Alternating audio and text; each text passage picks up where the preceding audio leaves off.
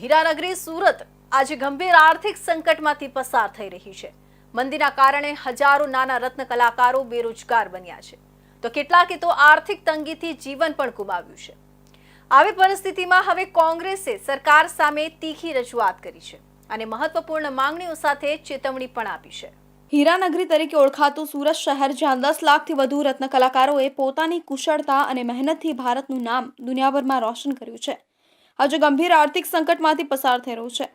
મંદીના માહોલમાં ખાસ કરીને રત્ન કલાકારો અને તેમના પરિવારો ભારે સંજોગોનો સામનો કરી રહ્યા છે। વિશાળ વિદેશી આવક આપે તેવો હીરા ઉદ્યોગ હાલ મંદી સામે ઝઝૂમી રહ્યો છે અને તેના સૌથી મોટા ભોગ બની રહ્યા છે નાના રત્ન કલાકાર, જેઓની રોજગારી છીનવાય છે। અને તો બીજી તરફ કેટલીક દુઃખદ આત્મહત્યાની ઘટનાઓ પણ સામે આવી છે। આ સંજોગોમાં ગુજરાત પ્રદેશ કોંગ્રેસ સમિતિ અને રાજ્યસભાના સાંસદ શક્તિસિંહ ગોહિલે સરકાર સામે તીખી રજૂઆત કરી છે। કોંગ્રેસના મતે ભૂકંપ હોય કે યુદ્ધ, દેશની દરેક મુશ્કેલીમાં સહભાગી બનનારા રત્ન કલાકારોએ આજે જે આર્થિક વેદના અનુભવી છે તે જોઈ સરકારને તાત્કાલિક પગલાં લેવું જરૂરી છે। રાજ્યસભાના સાંસદ શક્તિસિંહ ગોહિલે સરકાર સામે આર્થિક રાહતના મુદ્દે ખુલ્લેઆમ હુમલો કર્યો છે અને 6 મહત્વપૂર્ણ માંગણીઓ રજૂ કરી છે।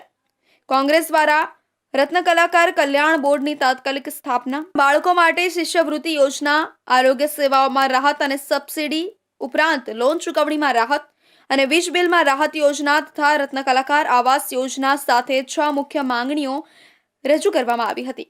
સુરતનો હીરા ઉદ્યોગ એ સમગ્ર ભારતમાં નહીં પણ વિશ્વમાં વખણાયેલો ઉદ્યોગ છે, પરંતુ છેલ્લા 2 વર્ષથી જે પ્રકારની મંદીના માહોલની પરિસ્થિતિ ઊભી થઈ છે, એના કારણે છેલ્લા 2 વર્ષમાં તમે જો તો 70 થી 80 જેટલા રત્ન કલાકારોએ પોતાની આર્થિક પરિસ્થિતિના કારણે જીવ ગુમાવવો પડ્યો।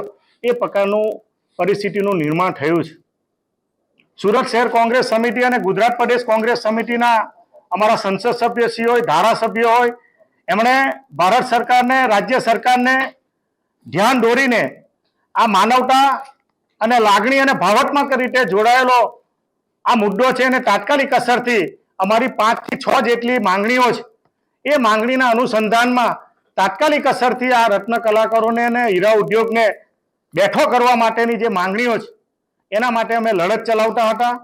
સરકારશ્રીએ જે કમિટીનું ગઠન કર્યું છે એ કમિટીએ જે પ્રકારની ગંભીરતાથી રત્ન કલાકારોના હિતમાં કે હીરા ઉદ્યોગના હિતમાં કોઈ નિર્ણય કરવો જોઈએ એ નિર્ણય ન કરતા ફરીવાર અમો આપની વચ્ચે આવીને સરકારશ્રીનું ધ્યાન દોરીને આવનારા દિવસોમાં રચનાત્મક ધારાસભ્યશ્રી, સંસદ સભ્યશ્રીને રૂબરૂ મળીને આવેદનપત્ર આપીને અને એના પછી કોઈ પણ પ્રકારના પગલાં ન લેવામાં આવે તો મુખ્યમંત્રીશ્રી કે બીજા પણ એવા કાર્યક્રમો આપીને સુરત શહેરના જે કોઈ રત્ન કલાકારો છે એના હિતમાં આવનારા દિવસોમાં લડત ચલાવવાના છે। કોંગ્રેસના આક્ષેપ છે કે સરકારોએ ફક્ત હવામાં જાહેરાતો કરી છે, જ્યારે હકીકતમાં કોઈ મદદ મળી નથી। માત્ર એક કમિટીની રચના થઈ છે જે આજે સુધી કંઈ જ નિર્ણાયક પગલાં લઈ શકી નથી।